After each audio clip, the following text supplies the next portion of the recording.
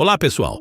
Hoje vamos analisar, ponto por ponto, as 10 defesas que o pastor Eleazar Domini fez no seu canal Fala Sério, Pastor, sobre a Igreja Adventista do Sétimo Dia. O pastor Eleazar Domini fez um vídeo de reação respondendo às críticas de Caio Modesto contra o Adventismo e o ex-pastor adventista Rodrigo Silva. Ele chamou cada uma dessas críticas de mentira.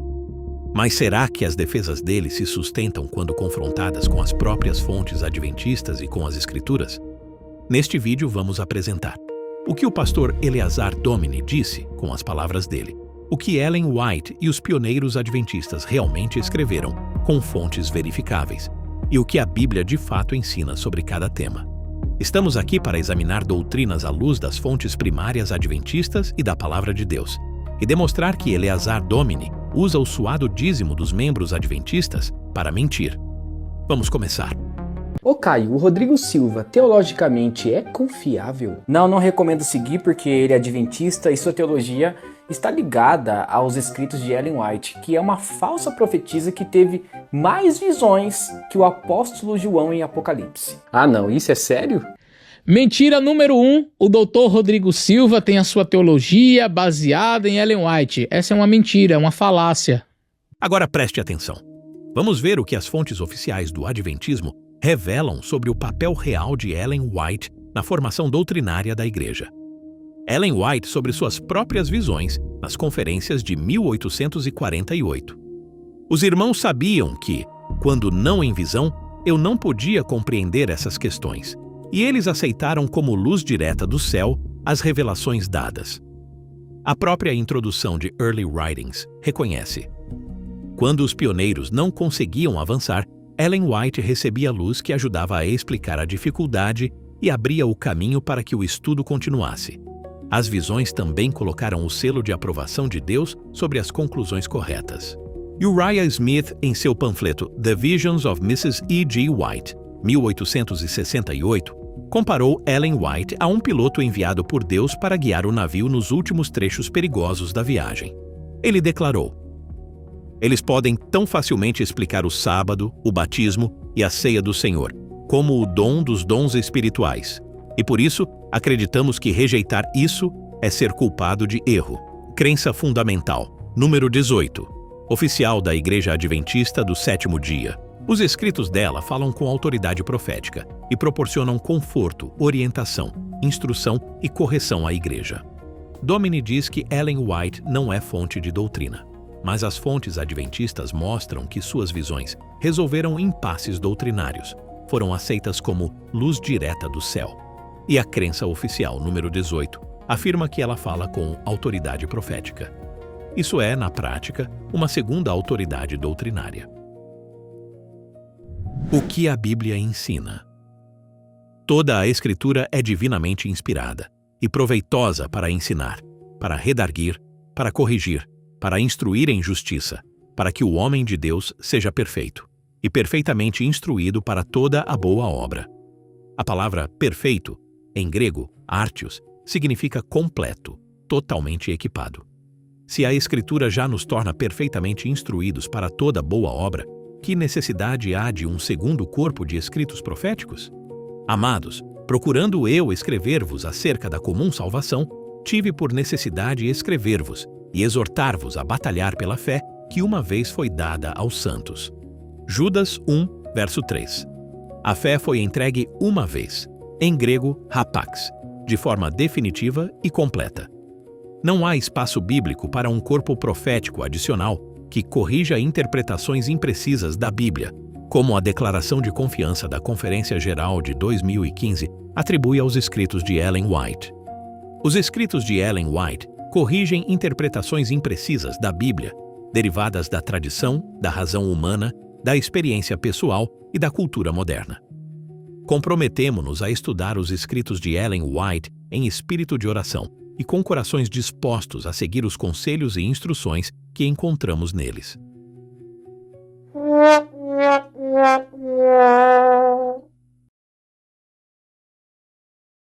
Sim, inclusive, você sabia que ele acredita em seres de outros mundos e que esses seres de outros lugares não caíram em pecado ainda? Ou seja, temos um Adão em um outro lugar do universo. Mas essa falácia, esta mentira propagada pelo Caio. A visão dos outros mundos, 1846. O Senhor me deu uma visão de outros mundos. Asas me foram dadas, e um anjo me acompanhou da cidade a um lugar que era brilhante e glorioso. Os habitantes do lugar eram de todos os tamanhos. Eram nobres, majestosos e encantadores. Eu perguntei a um deles por que eram tão mais encantadores do que os da terra. A resposta foi: nós vivemos em estrita obediência aos mandamentos de Deus e não caímos pela desobediência como os da terra.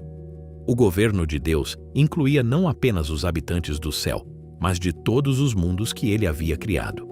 E Lúcifer concluiu que se pudesse levar consigo os anjos do céu em rebelião, ele poderia levar também todos os mundos. Ele poderia reunir as hostes estreladas do céu, os milhões de mundos acima, para entoar um cântico de honra e louvor. Note, Ellen White não apenas mencionou vagamente outros mundos. Ela descreveu uma viagem a esses planetas, conversou com seus habitantes e relatou publicamente o que viu. Isso vai muito além do que qualquer texto bíblico afirma.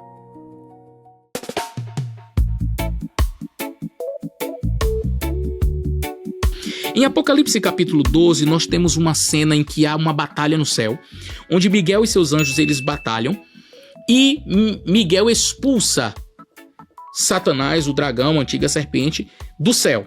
Agora, preste bastante atenção, porque algumas pessoas, quando leem esse texto, elas não compreendem perfeitamente e não percebem que o capítulo 12 de Apocalipse, por exemplo, fala de 2 expulsões. 2? Vamos ler? Capítulo 12, versículo 3 diz assim: E viu-se outro sinal no céu, e eis que era um grande dragão vermelho, que tinha 7 cabeças e 10 chifres, e sobre as cabeças 7 diademas. A sua cauda levou após si a terça parte das estrelas do céu, uma referência aos anjos, que Satanás trouxe do céu através do engano, e lançou-as sobre a terra. Então aqui já está falando que o dragão, ele saiu do céu e com a sua cauda, com seu engano, levou a terça parte das estrelas do céu, a terça parte dos anjos. Está falando da sua expulsão. Já disse que ele foi expulso e esse dragão para diante da mulher que havia de dar à luz para lhe tragar o filho. Então, no versículo 4, 3 e 4, nós temos a descrição de um dragão que é expulso do céu, levando a terça parte das estrelas do céu. Só que quando você chega ao verso 7, diz assim: houve batalha no céu. Miguel e seus anjos batalhavam contra o dragão. E batalhavam o dragão e seus anjos, mas não prevaleceram, nem mais se achou no céu o lugar deles. Ué, mas eles não já tinham sido expulsos no capítulo 12, verso 3 e 4? Preste bem atenção aqui agora. Verso 9. Foi precipitado o grande dragão, a antiga serpente que se chama Diabo e Satanás, aquele que engana todo o mundo. Ele foi precipitado para a terra e os seus anjos lançados com ele. Preste atenção. E ouvi uma voz do céu que dizia, aqui está a chave. Olha o que a voz do céu vai dizer. Agora, chegada está a salvação e a força e o reino de nosso Deus e o poder de seu Cristo. Porque já o acusador de nossos irmãos foi derrubado, o qual, diante do nosso Deus, os acusava de dia e de noite. Preste atenção e responda a minha pergunta. Quando Satanás foi expulso do céu, ele estava acusando de dia e de noite os servos de Deus? Os filhos de Deus? Sobre Apocalipse 12, 12. Alegrai-vos, ó céus. O grego ouranoi, céus, refere-se ao domínio celestial de Deus, em contraste direto com a terra e o mar, no mesmo versículo. Não há base exegética para ler planetas habitados por alienígenas sem pecado, neste termo.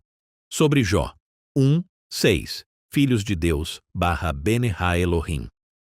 Esta expressão hebraica refere-se consistentemente a seres angelicais no Antigo Testamento. Compare com Jó 38, 7, quando as estrelas da alva juntas alegremente cantavam, e todos os filhos de Deus jubilavam. E Salmo 89, 6. A Septuaginta traduz como Angeloi tu teu, anjos de Deus. A cena do conselho celestial em Jó retrata seres espirituais, não representantes planetários. Sobre Hebreus 1, 2, mundos na Almeida Revista e Corrigida. A palavra grega é aionas, éonas, que significa eras ou épocas, não planetas.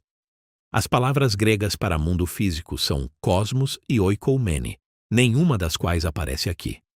Porque a criação ficou sujeita à vaidade, não por sua vontade, mas por causa do que a sujeitou. Porque sabemos que toda a criação geme e está juntamente com dores de parto até agora. Romanos 8, 20 a 22. Paulo diz que toda a criação geme sob a escravidão da corrupção. Ele não faz exceção para mundos sem pecado. Conheço um homem em Cristo que há 14 anos foi arrebatado ao terceiro céu. E sei que o tal homem foi arrebatado ao paraíso e ouviu palavras inefáveis que ao homem não é lícito falar. 2 Coríntios 12, 2 a 4. O próprio apóstolo Paulo foi ao terceiro céu e não foi autorizado a contar o que viu. Ellen White, porém, afirma ter visitado outros planetas, conversado com seus habitantes e publicado tudo isso. Ela se coloca acima do que foi permitido a um verdadeiro apóstolo.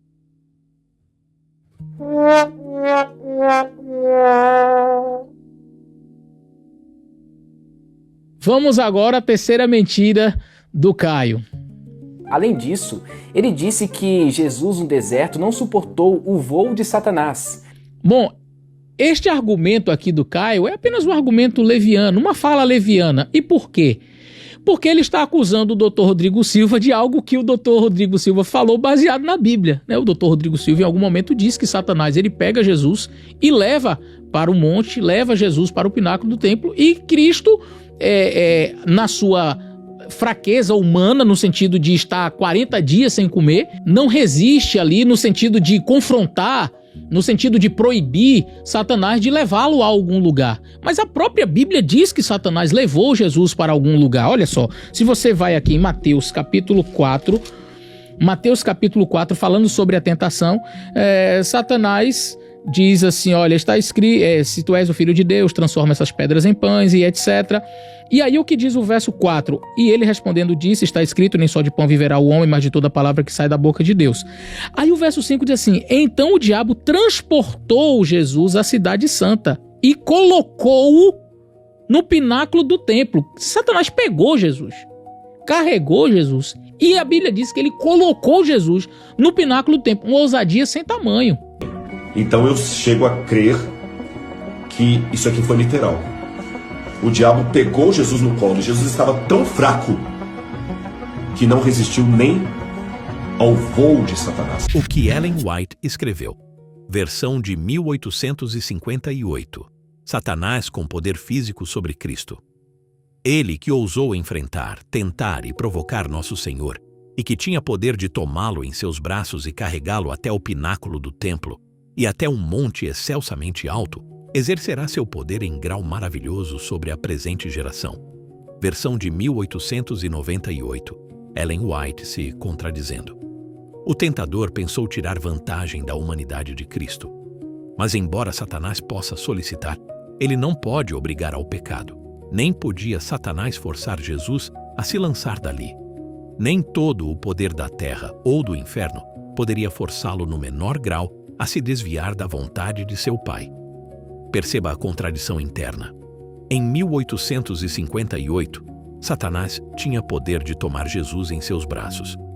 Em 1898, nem todo o poder do inferno poderia forçá-lo.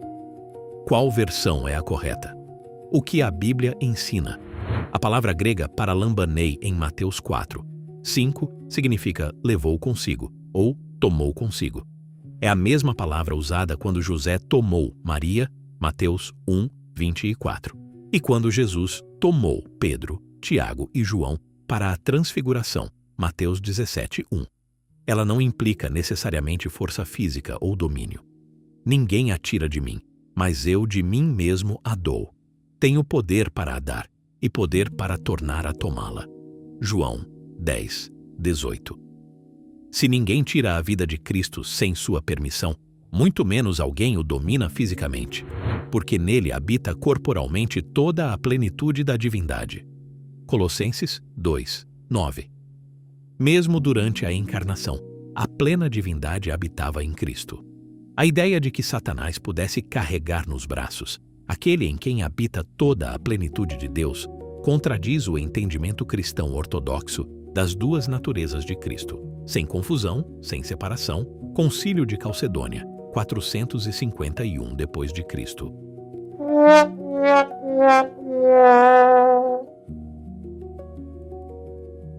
Vamos ver mais uma falácia aqui, mais uma mentira desse rapaz. Além de dizer que no céu que ele acredita vai ter ateus. Então essa é a teologia do Rodrigo Silva. Tá, mas e daí? Qual que é o problema? Eu não ouvi o que eu ouvi? Tá, mas e daí? Qual que é o problema? O Dr. Rodrigo Silva, em uma fala, ele disse que é possível nós encontrarmos no céu, até algum ateu, até ateus. O Dr. Rodrigo Silva,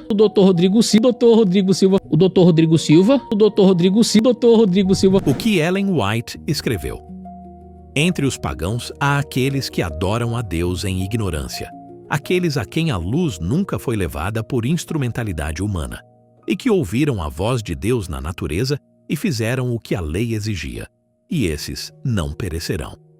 O teólogo adventista Andrew Tompkins concluiu na revista Perspective Digest, volume 27, 2022. A citação de O Desejado de Todas as Nações deixa pouco espaço para a dúvida de que Ellen White acreditava que alguns pagãos que não ouviram sobre Cristo ou conheceram a lei de Deus serão salvos. O que a Bíblia ensina? Disse-lhe Jesus: Eu sou o caminho, e a verdade e a vida. Ninguém vem ao Pai senão por mim. João 14, 6. E em nenhum outro há salvação, porque também debaixo do céu nenhum outro nome há, dado entre os homens, pelo qual devamos ser salvos. Atos 4, 12. Como, pois, invocarão aquele em quem não creram? E como crerão naquele de quem não ouviram? E como ouvirão se não há quem pregue? De sorte que a fé é pelo ouvir, e o ouvir pela palavra de Deus. Romanos 10, 14 a 17. Paulo estabelece uma corrente inquebrável. Salvação exige invocar o Senhor. Invocar exige crer. Crer exige ouvir. E ouvir exige um pregador. Isso conecta explicitamente a salvação à mensagem do Evangelho. Romanos 1, 18 a 20 é frequentemente mal utilizado.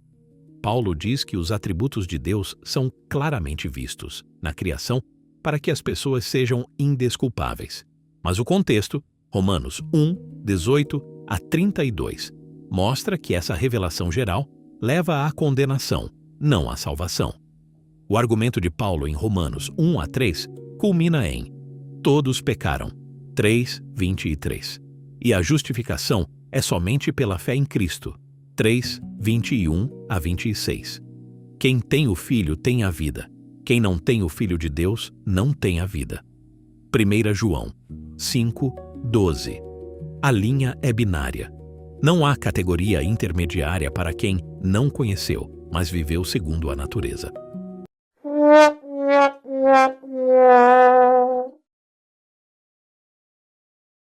Vamos à próxima falácia aí do Caio. Mas espera aí, me responde. Por que o adventismo não é confiável? Ótima pergunta, eu vou te responder. É o seguinte, eles acreditam no juízo investigativo, onde nossos pecados serão purificados por meio de Jesus, anulando praticamente a obra salvífica na cruz. Mentira!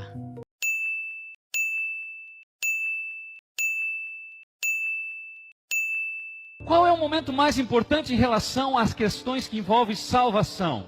Ellen White diz: o santuário no céu é o centro da obra de Cristo em favor dos homens. Ellen White diz: o santuário no céu é o centro da obra de Cristo em favor dos homens. Não é a cruz. Não é a cruz. Não é a cruz. Não é a cruz. Não é a criação. Não é o momento do dilúvio. Não é o nascimento de Jesus. Não é a ressurreição. Qual é então o momento mais importante da história do planeta Terra? O que começou em 22 de outubro de 1844? Um juízo que nós chamamos tecnicamente de investigativo ou pré-advento. Como assim, pastor? Não estou entendendo. Eu pensei que era a cruz. Eu pensei que de repente fosse a volta de Jesus. Entenda, na cruz não estava nada definido. Na cruz não estava nada definido. Na cruz não estava nada definido. No estudo de hoje, vamos recapitular o ensino bíblico sobre o santuário celestial, o centro da nossa esperança. O quê?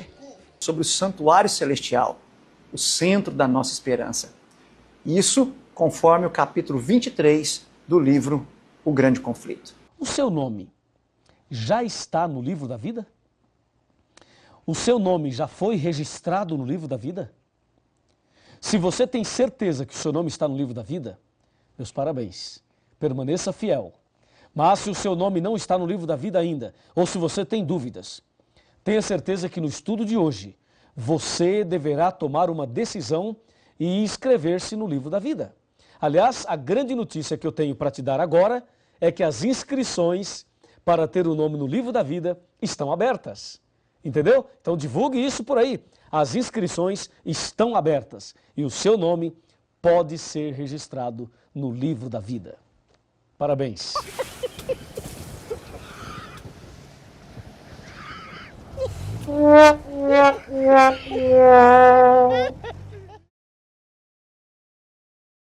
Vamos à próxima mentira, a próxima falácia do Caio, vamos ver. Acredita que eles disseram que Jesus entrou no Santo dos Santos em 1844? Rapaz, de onde eles tiraram isso? Adivinha, foi uma visão da Ellen White.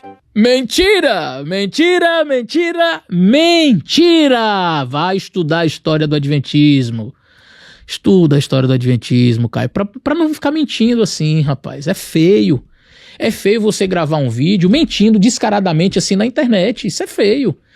Primeiro, quem teve a visão não foi Ellen White. A visão de Cristo passando do lugar santo para o lugar santíssimo foi Hiram Edson. Após uma noite em oração com seu amigo, se não me falha a memória, Crozier, o nome do amigo dele, alguma coisa assim. Eles passaram a noite em oração, tentando entender as profecias, tentando entender o porquê de Cristo não ter voltado, porque eles esperavam Jesus voltar. E de repente, ele sai ao seu milharal, um local onde eu estive, e ele vê Jesus passando do lugar santo para o lugar santíssimo. Então não foi Ellen White. Não foi Ellen White que trouxe essa visão para a igreja adventista, não foi Ellen White que trouxe essa ideia para o adventismo. Hiram ficou impressionado com o significado dessa visão e imediatamente a compartilhou com os outros mileritas. Pouco depois, enquanto Hiram e Crozier estudavam mais sobre a visão recebida e se havia alguma conexão nas escrituras, a Bíblia de Hiram Edson caiu no chão, aberta em Hebreus 8 e 9. Ambos ficaram olhando para a Bíblia no chão e ficaram impressionados, achando que aquela, sim, era uma confirmação da teoria de que o santuário no céu seria purificado e não, na verdade, o planeta Terra, e muito menos a igreja. Existiam muitos visionários e visionárias viajando pela cidade e se apresentando como mensageiros de Deus. Tiago White e Ellen White já haviam conseguido se livrar de vários concorrentes da região do Maine, porém, Hiram Edson era o visionário que eles não poderiam descartar facilmente, pois ele era o responsável pela visão mais importante que estruturava toda a doutrina do juízo. Após a publicação da visão e interpretação em 7 de fevereiro de 1846 no jornal The Day Star, Ellen White imediatamente visualizou a solução com relação ao visionário concorrente, Hiram Edson. Ellen White disse que Deus havia revelado a ela mais de um ano antes a verdadeira luz sobre o santuário e que isso havia sido dado a Crozier, que escreveu o artigo, e não Hiram Edson, a pessoa que de fato havia recebido a visão, automaticamente alegando que Deus se referia a Crozier e não a Hiram Edson. Ela escreveu: O Senhor me mostrou em visão há mais de um ano que o irmão Crozier tinha a verdadeira luz sobre a purificação do santuário e que era a sua vontade que o irmão Crozier escrevesse a visão que ele nos deu no Day Star Extra de 7 de fevereiro de 1846. Sinto-me totalmente autorizada pelo Senhor a recomendar esse artigo a todos os santos. Com esse movimento estratégico, mediúnico, visionário e autorizador, Ellen White isolou Hiram Edson, publicando que Deus havia autorizado ela a recomendar o artigo como sendo a palavra final sobre a interpretação do santuário. A partir desse dia, o nome de Hiram Edson, incluindo sua visão, passaram a sofrer mudanças com o objetivo de impedir que ele surgisse como um novo mensageiro de Deus, colocando em risco a autoridade de Ellen White.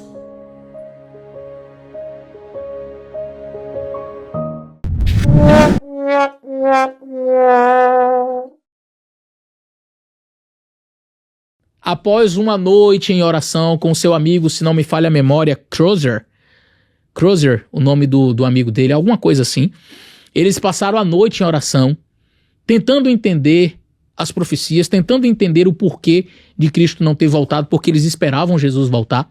Não precisamos esperar até 1844, é o que Ford dizia. Jesus já na sua ascensão foi direto ao Santo dos Santos. Ford não estava errado nesse ponto, no que diz respeito ao lugar onde Jesus entrou. A Bíblia é clara. Jesus entrou no Santíssimo, na sua ascensão. Aonde Jesus entrou em sua ascensão? Ele entrou além do segundo véu. E na linguagem bíblica, essa expressão significa apenas uma coisa: Santo dos Santos. Santo dos Santos. Jesus entrou no Santo dos Santos. Mas a verdadeira questão não é aonde ele entrou. A verdadeira questão é o que ele foi fazer ali. Qual é o evento? E a resposta é só uma: inauguração do santuário celestial.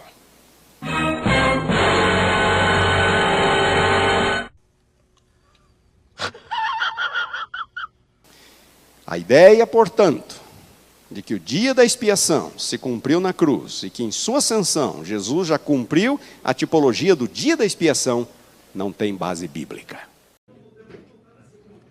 Eu não ouvi o que eu ouvi? Ele entrou no Santo dos Santos, mas não por causa do dia da expiação. Nós não precisamos segurar Jesus no lugar santo até 1844. Vocês estão me entendendo? Nós não precisamos segurar Jesus no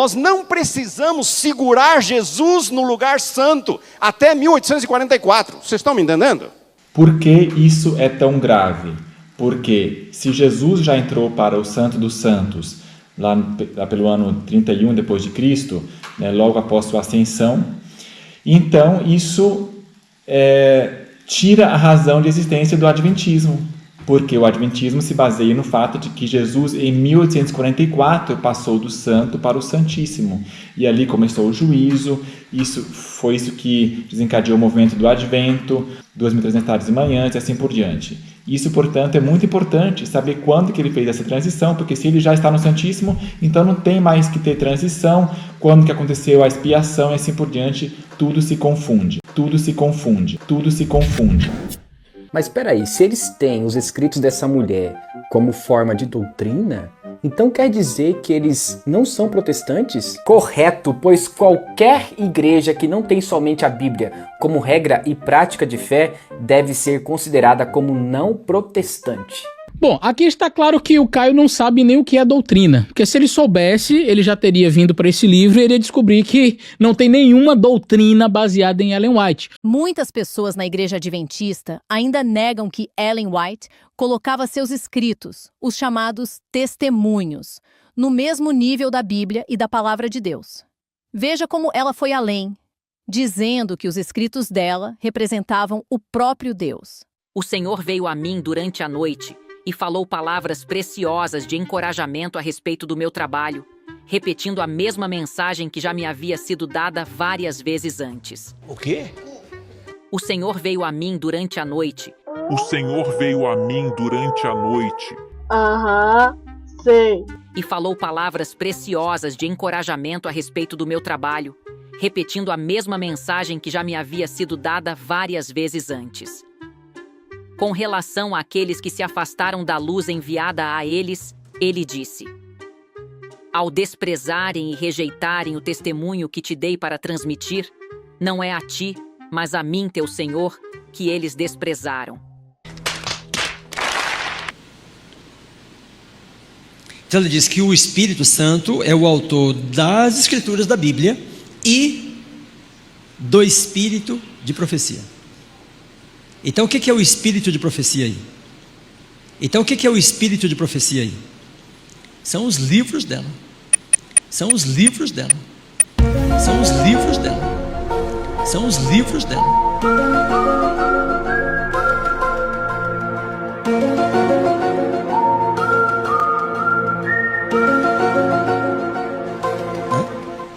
Então ela colocou os livros dela em paralelo com as Escrituras. Então ela colocou os livros dela em paralelo com as Escrituras. Então ela colocou os livros dela em paralelo com as Escrituras e disse: ela não está dizendo que é igual, mas ela coloca em paralelo em relação à origem, né? Como? Ela não está dizendo que é igual, mas ela coloca em paralelo em relação à origem, né? Então o Espírito Santo é o autor das Escrituras e é o autor também da luz menor, que ela está chamando de espírito de profecia. Quantos leram cuidadosamente Patriarcas e Profetas, O Grande Conflito e O Desejado de Todas as Nações? Desejo que todos entendam que minha confiança na luz que Deus deu permanece firme, porque sei que o poder do Espírito Santo ampliou a verdade e a tornou honrada, dizendo: este é o caminho, andai por ele. Em meus livros, a verdade é declarada e protegida pelo assim diz o Senhor. O Espírito Santo escreveu essas verdades no meu coração e em mente, de forma infalível, tanto quanto a lei que foi escrita pelo dedo de Deus nas tábuas de pedra. Carta 90, em 1906. Para os adventistas do sétimo dia, as tábuas da lei de Deus são um dos símbolos mais importantes da história da humanidade. E ela, nesse caso, utiliza essa ilustração para comparar os escritos dela com as tábuas dos mandamentos. Encontrei-me com eles, estudamos e oramos fervorosamente. Muitas vezes, olha isso, ficávamos juntos até tarde da noite. Eu não sei, alguma coisa na história do adventismo pioneirista tem a ver com a hora da coruja, porque eu não sei, a hora do morcego, a hora da coruja, parece que os espíritos e as entidades funcionam melhor para os adventistas. Juntos até a tarde da noite, e às vezes a noite toda, orando por luz e entendimento e estudando a palavra. Gente, estudando a palavra é tentar achar uma solução tecnicamente uma solução, para encontrar uma explicação para que eles parassem de ser ridicularizados publicamente. Vez após vez, esses irmãos se reuniam para estudar a Bíblia a fim de conhecer seu significado e estar preparados para ensiná-los com poder. Até o ponto em que chegavam no limite durante os estudos e diziam, o que eles diziam? Não podemos fazer nada. Gente, eles não estão estudando a Bíblia, eles não estão estudando a história de Moisés, a história de Jesus, os evangelhos, eles não estão estudando o Gênesis, não é isso que eles estão estudando. Entendam que o que eles estão quebrando a cabeça aqui é para tentar fazer o quadrado caber dentro de um lápis, de um clips. Eles estão tentando fazer o juízo investigativo fazer sentido.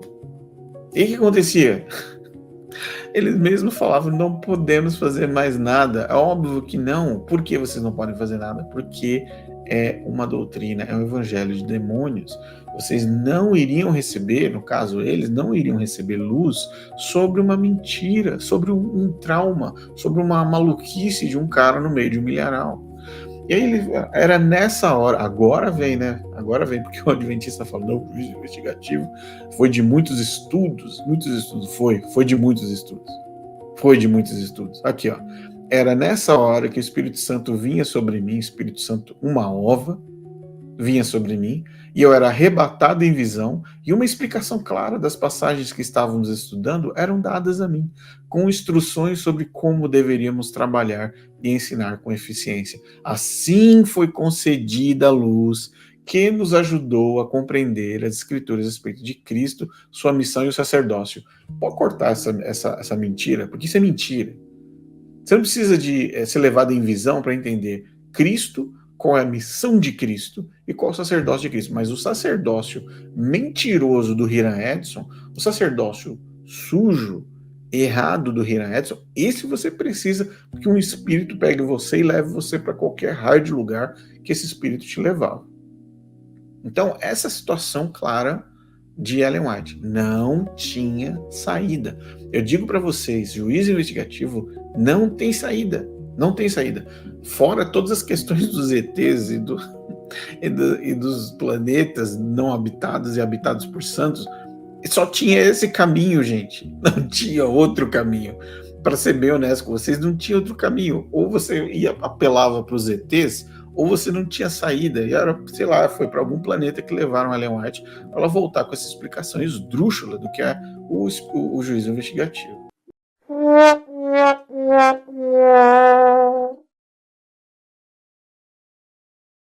Próxima mentira do Caio.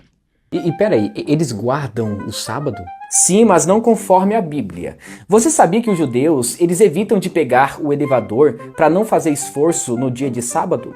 Pois então, os adventistas, no dia de sábado, dirigem até o culto. Algo que não pode segundo a Torá. Eu queria ver depois onde que tá na Torá, que não pode pegar elevador e que não pode dirigir. Deixa que eu te explico. Toda quarta-feira um vídeo novo saindo aqui quentinho no canal. Então, gente, não percam tempo. Mandem muitas perguntas de Torá que Bezrat Hashem a gente vai respondendo aos pouquinhos cada pergunta e todo mundo vai enriquecendo com esse maravilhoso estudo de Torá. A pergunta de hoje é: pode usar o elevador no Shabat? Então, essa pergunta, na verdade, a resposta é depende. Olha só que legal. Depende. Depende de várias situações. Depende se a pessoa ela é saudável, depende se a pessoa ela é considerada um rolê X bolsacanal, uma pessoa que ela é doente a nível de que ela vai ter um perigo de vida ao usar aquele elevador. Se ela tem uma emergência para utilizar aquele elevador, sei lá, mulher grávida que precisa dar à luz, ok? E várias outras situações. Aqui em Israel, a gente tem um sistema que o elevador de Shabbat, ele pode funcionar com picu de Shabbat, que significa que ele mantém o peso dele, independente das pessoas entrarem. Porque o que acontece? O elevador tem várias melahotzinhas, vários trabalhinhos que são problemáticos no Shabbat, são proibidos no Shabbat. Por exemplo, apertar o botão. Isso é como se você tivesse dentro de nolada, né, que você está fazendo, quer dizer, porque está criando uma conexão ali de circuito elétrico, né, ativou ali, chamou o elevador, a pessoa colocou, deu um peso maior para a carga do elevador, isso também faz que o elevador trabalhe mais, que gera outra melahá, outro trabalho proibido pela Torá. Então, como é que você sai pela tangente disso aí? Uma das opções é você não usar o elevador. Ah, mas é impossível para mim, então não sei o quê. Então tenta não sair de casa. Ah, não, mas a pessoa tem algum problema e tal. Então, aqui em Israel, o que foi feito, por exemplo, em hospitais, que existe essa necessidade, tudo, já que pessoas estão doentes e tudo, é o seguinte, o elevador ele vai parando em cada andar, que é bem, né, chato e tudo para a pessoa que está pegando, e ele tem um sistema que ele mantém o mesmo peso. Né, ele é uma carga pesada, ele aceita até, sei lá, 5, 6 pessoas e ele mantém o mesmo peso. Vai ser o mesmo trabalho feito, ele é colocado uma carga mais pesada, e é o mesmo trabalho feito para ele subir e descer. Não altera o peso da pessoa. A partir do momento que não altera o peso da pessoa, você não entra nesse problema. É que nem, por exemplo, sei lá, a pessoa pegar um ônibus no Shabat, em contrapartida da pessoa pegar um carro no Shabat. O carro no Shabat vai exigir um esforço muito maior. Agora, um ônibus é um trambolhão. A pessoa entrou ali, não faz a menor diferença se ela está ou não dentro do ônibus. Vai gerar a mesma força a ser, né, gerada para a direção. Mas aí tem um problema no ônibus de você pagar a passagem, né? Exatamente. O problema no ônibus é outro. Here I come. Here I come. Mas aí tem um problema no ônibus de você pagar a passagem, né? Exatamente. O problema no ônibus é outro. Então, o que muitas vezes um adventista tem que fazer? Ele tem que escolher dos males o menor. Ele não pega o ônibus e não vai à igreja no sábado, ou ele pega o ônibus e vai adorar a Deus no sábado. Qual dos males é o menor? O quê? Qual dos males é o menor? Óbvio, ir à igreja. Sei de muitos adventistas, porque eu convivo, faz parte da minha fé, que já compram o ticket, deixam a passagem paga no sábado para, mesmo assim, ir à igreja. Não é o ideal, é óbvio, mas nós estamos num mundo de pecado e no mundo de pecado nós precisamos fazer aquilo que está ao nosso alcance para obedecermos a Deus. Para você fazer um psaque, para a gente fazer uma legislação da Laha, não eu, no caso, os posquim, os legisladores, eles têm que verificar, obviamente, todas as minúcias. Então, por essa parte chamada trabalho no Shabat, do elevador, de você gerar um maior trabalho, então a gente pode se basear nisso com o exemplo do ônibus, só para ficar mais fácil de compreender. Tá bom? Eu queria ver depois onde que tá na Torá que não pode pegar elevador e que não pode dirigir. Então fica essa a questão. O elevador em geral, não pode utilizar. Então fica essa a questão. O elevador em geral, não pode utilizar. Agora, se a pessoa tem uma necessidade, como ela tem uma doença, ela tá doente ali, pode ter perigo de vida. Se for perigo de vida, empurra toda a Torá. Se não for um perigo de vida, o que é derabanan pode ser empurrado, que são rabínicas. Aí você tem que ver a lista das melahot, por exemplo, né? Do trabalho do elevador seria derabanan, então tem onde se apoiar. E se elevador normal é isso, ou se o elevador tiver essas... O que Ellen White regulamentou sobre o sábado. 1. Preparação rigorosa antes do sábado. O sábado não deve ser dedicado ao conserto de roupas, ao cozimento de alimentos, à busca de prazer ou a qualquer outro emprego mundano. Ela especificou: toda comida deve ser preparada na sexta-feira. Sapatos devem ser engraxados antes do pôr do sol. Banhos devem ser tomados antes. No frio, comida pré-preparada pode ser aquecida, mas não cozida do zero. 2. O sábado como selo de Deus e teste escatológico. O sinal, ou selo, de Deus é revelado na observância do sábado do sétimo dia. A marca da besta é o oposto disso, a observância do primeiro dia da semana. Isso transforma a observância do sábado de uma questão de consciência em uma questão de salvação. Quem guarda o domingo recebe a marca da besta.